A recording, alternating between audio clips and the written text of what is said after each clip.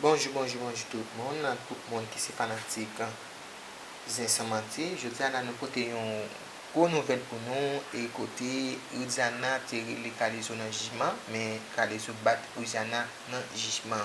On nous regarde vidéo ça avec pas oublier abonner, partager et puis like. Merci.